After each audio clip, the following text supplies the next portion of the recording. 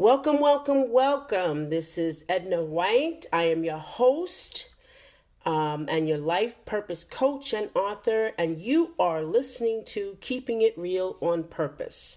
This podcast is for the all around woman where we challenge your everyday thinking and limiting beliefs around life, relationships, and your business to help you live your life purposefully. Today on the show, we're excited to have our guest, Mary Kay Savarese. And she's a traditional published fiction author and speaker with the books called Tigers, Love Baths, and Obsession Perfume. Who knew? It's a murder mystery, a romance with a spiritual twist, and the book, The Girl in the Toil Wallpaper. It's a fantasy adventure romance trilogy. Welcome, Mary Kay Savarese. Hello, Edna. What a pleasure to be with you and your audience. This is a thrill for me. So happy to be here with you. I'm so glad that you're here, and our audience is now intrigued by these titles that you have as an author. So I'm not going to ask you that yet. I'm not going to ask you that yet. I'm not because I want that intrigue to stay there. So tell us how you show up in the world, because you're an author and a speaker. Tell us how you show up. Just show up. Well, I would love to tell you how I show up, and it's as women, it's taken many, many years because we all know we wear many hats. We have hats as employees. We have hats as getting married and have a husband and raise the kids and see the kids go off. And then we have hats as trying to discover ourselves, who we really are, and what our purpose in life is. And going through a difficult time in my life, dealing with this severe anxiety that, Edna, just hit me out of the blue. I've always dealt with anxiety, but I could deal with it. All of a sudden, I was going, out of 3 children, the last child was graduating from college, and I experienced something I never did before.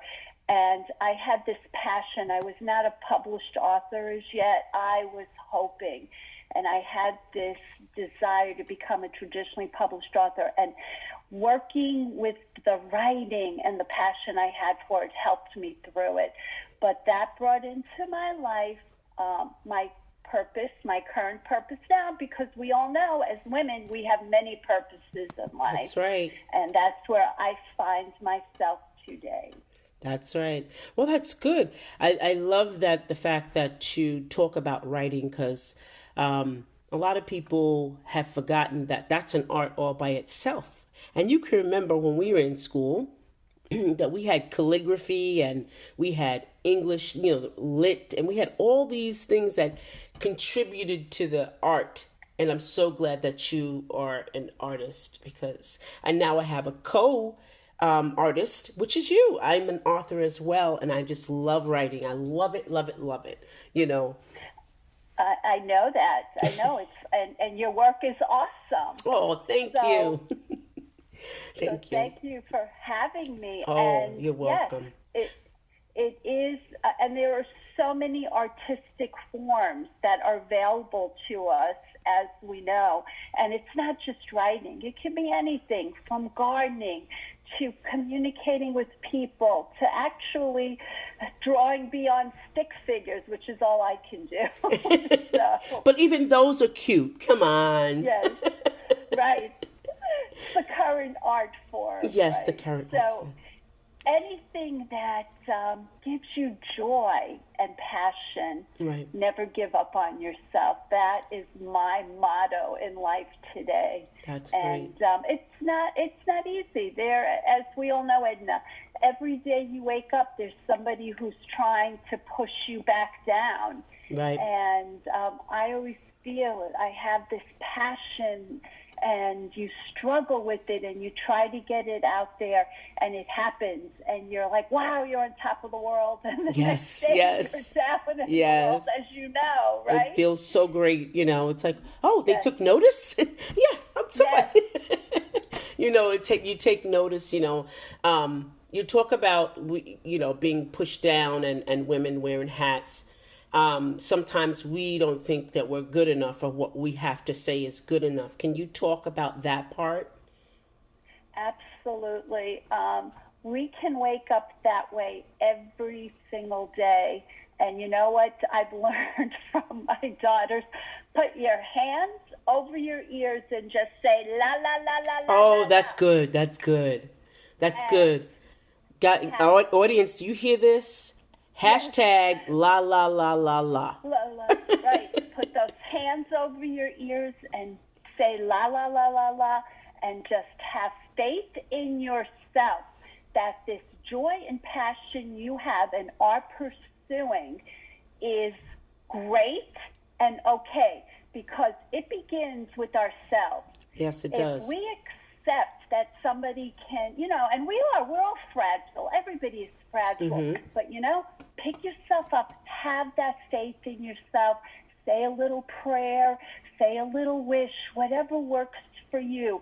And keep going with that passion and joy, right? And you'll get more passion and more joy. Right? And as people start to recognize your work, hey, boy, that really motivates you. Right. Going on podcasts just as yourself, your podcast, it's so invigorating and so motivating for me to reach out to others. Mm-hmm. And, stick with it. Never, ever give up on yourself. Yes, never give up. That's right. Yep. So now, let's talk about your books. Let's start with the first one, which I like the title. Tigers love bubble baths and obsession perfume. Tell us about that. What? I would love to. Okay, so I am an author that begins with a quirky title. I'm known for it. And then I develop my characters, my plot, and everything else flows. But Tigers Love Bubble Baths and Obsession Perfume, who knew?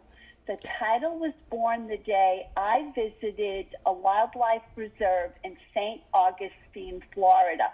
It really is an old folks' home for big cats such as lions and tigers and cougars. And at the end of my tour, I come to this cage, and it was so thin, and I'm literally on top of it. And Edna, I see this incredible, 12-foot wide vat, 5 feet high, overflowing with bubbles. And I say to myself, okay, what is this?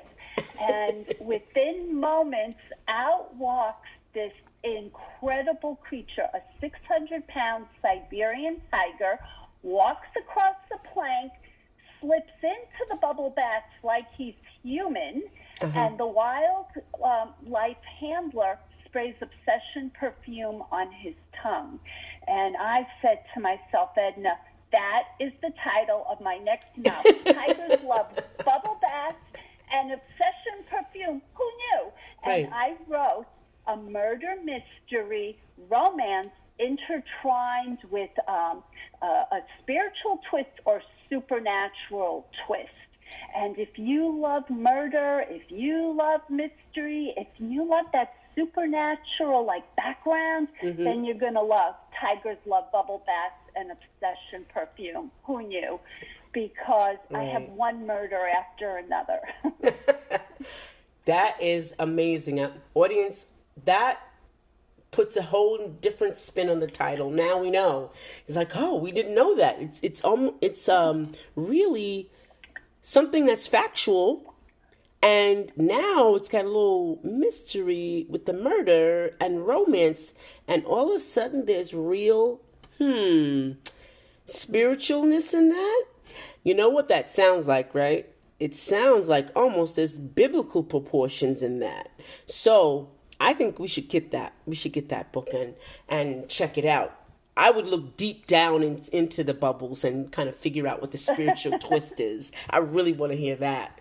So tell us about the second book, The Girl in the Toilet Wallpaper. Toile wallpaper. Yes, Yes. excellent. The Girl in the Toile Wallpaper, again, a very quirky title.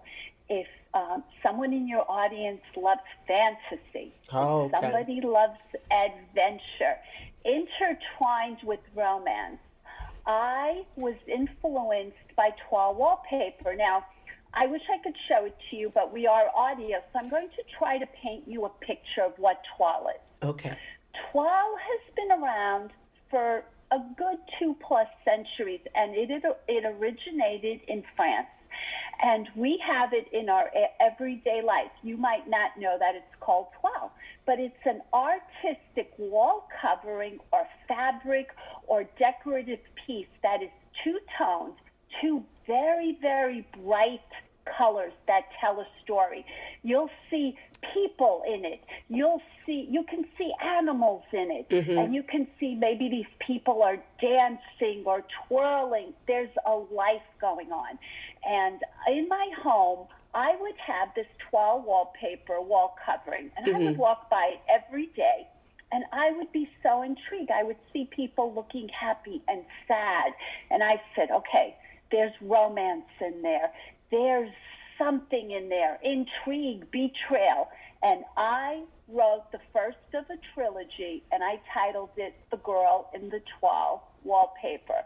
And it is a fantasy adventure intertwined with not just one romance, but several romances.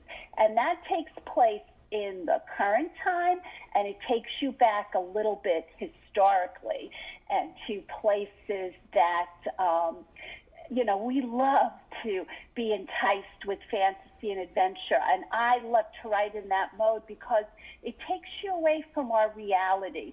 And boy, right now, everything is too real. Oh, yes, so that's absolutely. why I love to bring to readers somewhere you can just curl up with a good story and a good book, and I take you on that adventure. Nice. That's nice. I love adventures because then we use our imagination.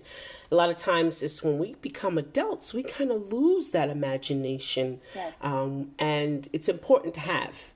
So share about the fantasy, and I know there's murder, mystery, romance. Yes. Share how that helped you be creative. Well, tigers love bubble baths and obsession perfume. Who knew? Also, not only was I inspired by seeing the tiger, it gave me the title. I was inspired by a very dear friend of mine, and she allows me to talk about it because the title, as I said, the Wildlife Reserve is a home for old cats that were tossed aside from maybe a movie, a cable show, or even where people had them as pets. But there's been a law that went into effect after the whole thing with Tiger King. Congress passed a law where you can no longer own a tiger as a pet. Now, that's not like something I would ever do, but there are people that would have tigers as pets, and then when they tried to bite their head off, they would bring it to this wildlife reserve. So this title also became a metaphor for me because my of being tossed aside like an old shoe. My dear friend was tossed aside after 20 years of marriage, like an old shoe, blindsided. And she needed to start all over again, just like this tiger in the title needed to start all over again. So that was also the inspiration for Tigers Love Bubble Bath and Obsession Perfume. That's nice. I like that. That's what I was thinking when you said you were talking about the preserve, and I was like, oh, they're actually now giving them some life after being tossed aside, and I like that. I really do like that. That's great. Yep, and my protagonist, Angie, she has to start all over again. Yes. But unfortunately, she has to deal with murder after murder after murder. But she will have a romance after being tossed aside. Yes, yes. So, audience, you hear that? The title of her book is Tigers Love Bubble Baths and Obsession Perfume. Who knew? Get that book. I am available everywhere. I'm available on Amazon. I'm available in Barnes & Noble and any independent bookstore, which I push so heavily because we've lost so many of them through COVID. They've closed. And I've, as an author, I would go there and so many of them are gone. Yeah. But, you can find me anywhere, and you can go on my author website. So I'll be giving that out at the end, too. And you can follow me and contact me and take it from there. Right. Great. Now, you said that you are a traditional publisher. Many questions I get because I also coach people to, complete their goals. And one of their goals could be writing a book, right? Yes. Let's talk about the difference between traditional and non-traditional publishing. So let's talk about that. I would love to. I am an overnight success, Edna. A 10-year overnight success. It's excellent.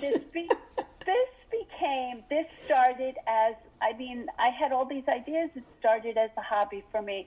And my goal back then was to become traditionally published. Well, what they didn't have a little over 10 years ago was what they offer authors today, the self-publishing route. Right. Amazon wasn't available to us where you can self-publish. So the world has changed dramatically over the last decade.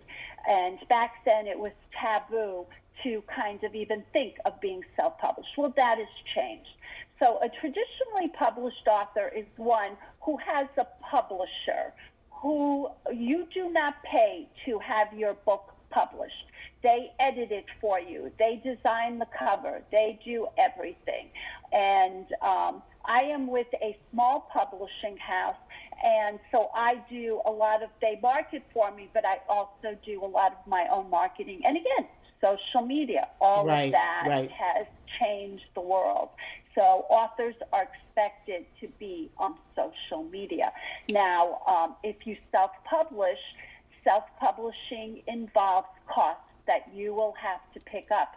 You will have to, there's quite a bit involved, and you'll have to figure out how to format the book, how to have a cover, a title that will attract a reader.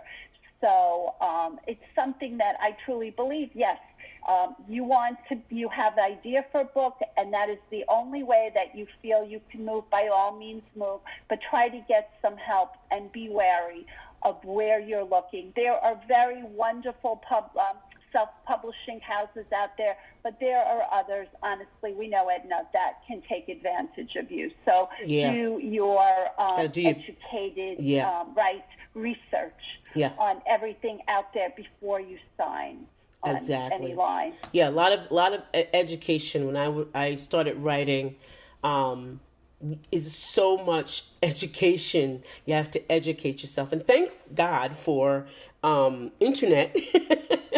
You're learning all this, and that way you can weigh the pros and cons and make sure it's for you. I know that when I first started, I was with a let me see what they call them, publishing houses, where someone calls you up, you get this big package, and you get all these books. And I had saw so many of my friends do that, and they were stuck with like all these books.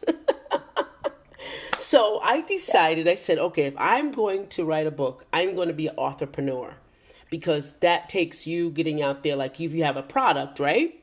You would do the same thing. So your book is your product. You get out there, you go to book signings, you talk to bookstores, the big ones. I forgot the name of that ones. Book a Millions, Barnes and Noble. You talk to them. You market, you advertise, you create press releases. And it becomes pretty soon. It becomes like a job. But you're an entrepreneur. Yes. many people don't realize. You think, hey, you just write a book, you put it out there, it'll sell by itself. No, well, it doesn't sell.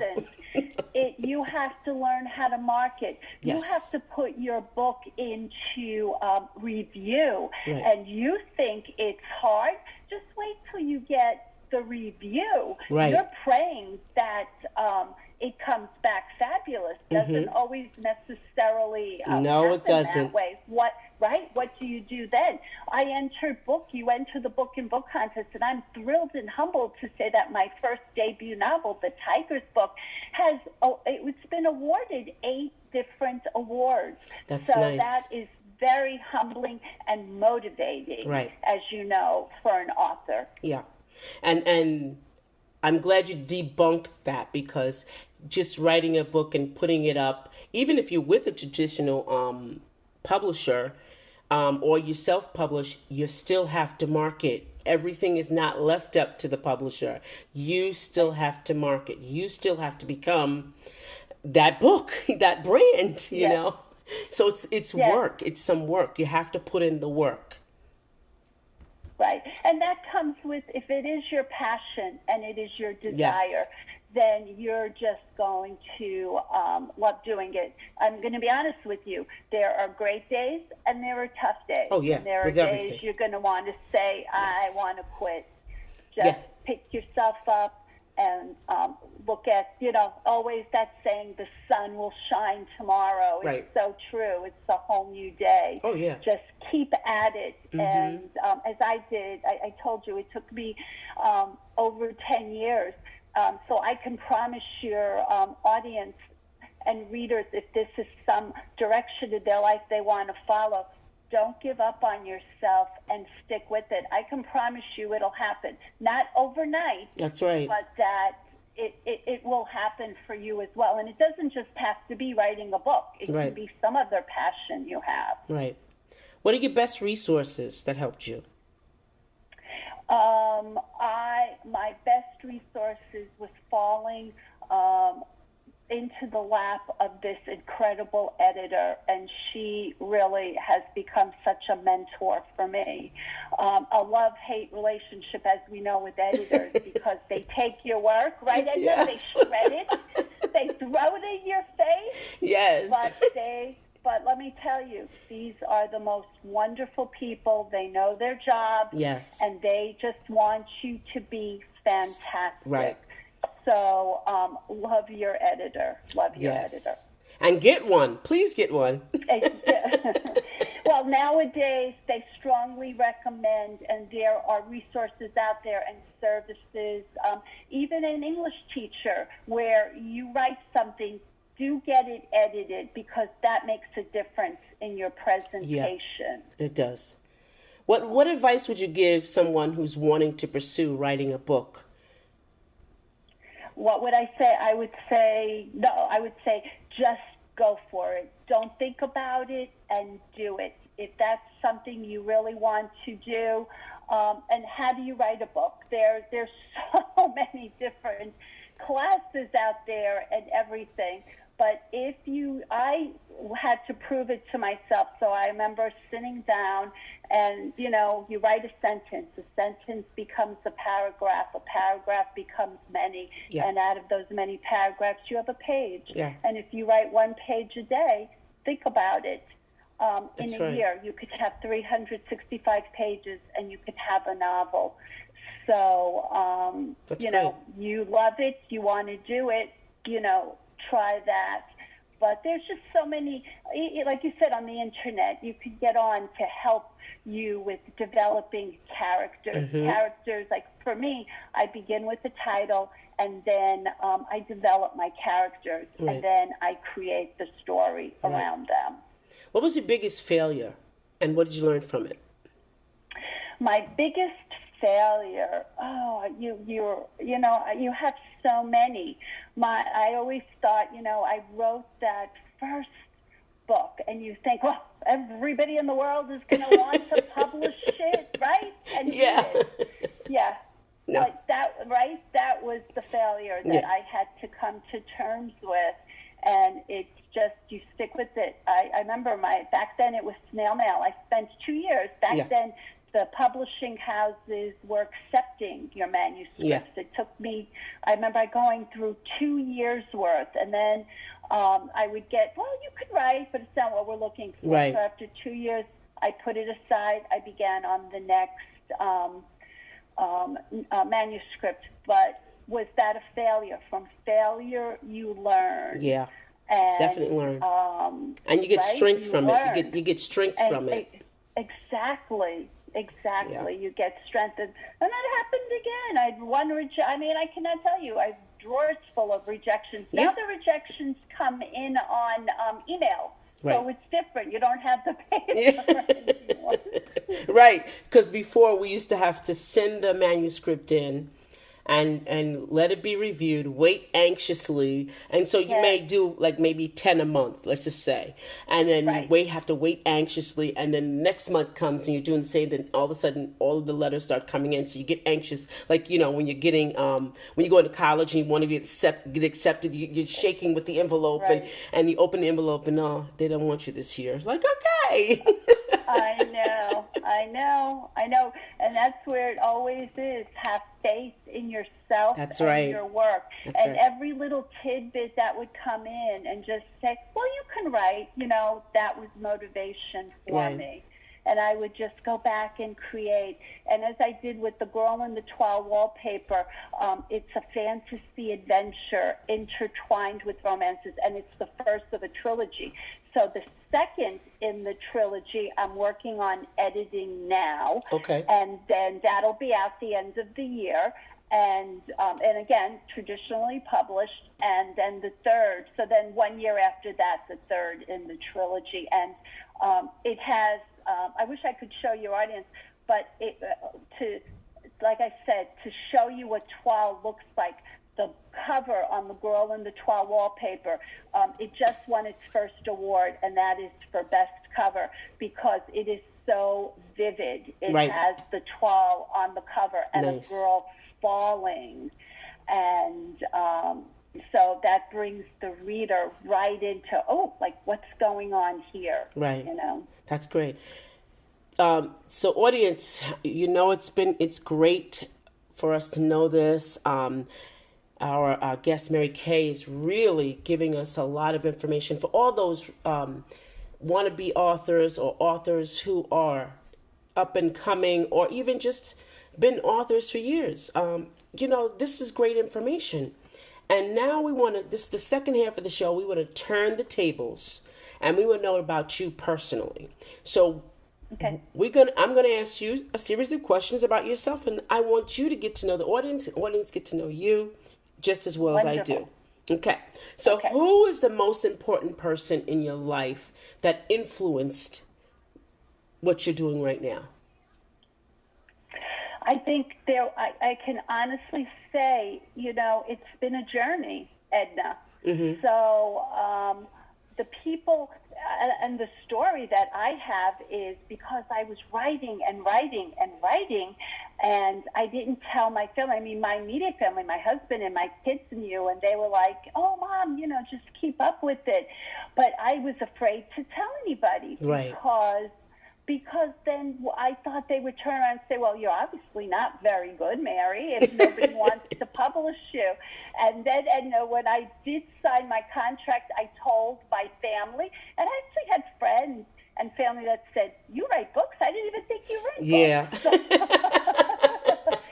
So it's been a journey. Right. And the journey has been, everybody's influenced you from, the books you read growing up and television and the people in your life. Everybody gives you a little piece. Yes, they do. If you could have a billboard with anything on it, what would it be and why? Wow, these are incredible questions. You know what? My billboard would say, never give up on yourself. And then just, I'd throw my books up there and everything, but I think that it would be that. Never give up on yourself. Okay. Now, Mary, I'm going to ask you to do me a great, huge favor and read an excerpt from the Tiger's book. Yep. If you could read just an Okay. excerpt from that for our audience. I would love to do that. What I would love to do is read, it's a page and a quarter from my prologue. Okay. And this is from my most recent, it was just recently published, The Girl in the Twa Wallpaper, The Fantasy Adventure. So the title is The Girl in the Twa Wallpaper, The Star Writers Trilogy Prologue. Okay. It is said, where evil rages, hope prevails. This is not about evil, for hope shall find a way. He watched as the dark shadow swirled across the room. A wind as strong as a summer tornado spun and yet moved nothing. Dante hid in the shadows, and the sound of squalls raged through his ears. He inched his way toward the massive windows and darted behind the heavy drapery. His heart raced, and he gasped when shards of light flashed through the room and threatened his reality. When a lightning bolt shattered, he winced and stepped deeper into the folds of the fabric. Standing in the middle of the study, a boy held tightly to a girl in his arms. Dante wanted to help them, but how? The evil man's robe glimmered with each wave of his arm. Dante watched in horror as the man threw the sheets of paper onto the floor. His long golden fingernails glowed in the dim light. As the pages floated, each piece crawled toward the couple as if alive. Awkward sounds filled Dante's ears while ghost-like buildings hovered through the air as if they were nothing more than a wisp of smoke. Now, a medieval scene flashed before his eyes, and the curtains vibrated in his hands. A flicker of an olive tree, and then a farmhouse, and then a vineyard. Are those sheep? Dante tried to inch closer, but his feet refused to move. He was glued in place behind the drapes. The ghostly objects disappeared into the paper, and he trembled in terror. The shadows formed into a miniature print, each arranging itself according to the direction of the evil man. The man was painting a distressing scene through the movements of his symphonic hands. The wizard swiped along the floor, and the girl was jerked into the air. She hovered for only a moment before spinning as easily as a spinning wheel. Then, as if no friction ever existed, the girl screamed, and the wind sucked her into the cloth paper. The girl was gone. That is the prologue for The Girl in the Twa Wallpaper. Well, it's got me on edge because I'm waiting for the rest. Thank you. Then we Very go into good. chapter 1. Okay. So that is your prologue. Nice. And that, with the cover, audience, if you could see the cover really brings you in, and then the prologue, definitely gets you in and wants you to keep reading to chapter 1 all the way to the end. So that's great. That's really great. Well, that brings us to the end of... That brings us to the end of the show. I want you to tell us, Mary Kay Savarese, how the audience can contact you online. Yes, absolutely. I would love for your audience to visit my author website, www.marykaysavare.com, MaryKaySavarese.com. There you have trailers. You have ways to contact me. As if you are an author and you have any questions, just press contact and you will get my Gmail. You can ask me any questions you'd like. But I also take you to the book itself and give you excerpts and bring you into a trial room and bring you the fabulous trailer with the Tigers Love Bubble Baths and Obsession perfume. So it's a safe, fun place for you to visit, and That's so wonderful. Please do. That's wonderful. Well, Mary, thank you for being here with me and my audience and on Keeping It Real. Thanks for listening, audience. If you enjoyed this episode and you'd like to help support the podcast, please share it, share it with others, post about it on social media, or leave a rating and review. To catch all the latest from me, you can follow me on Facebook, EJW Coaching, Instagram, EJW Coaching, and Twitter, EJW Coaching. Thanks again, and I'll see you next time. And remember to always draw abundance, have happiness, and have a whole lot of fun. This is Edna White signing off, and my guest today, Mary Kay Savarese, saying goodbye for now.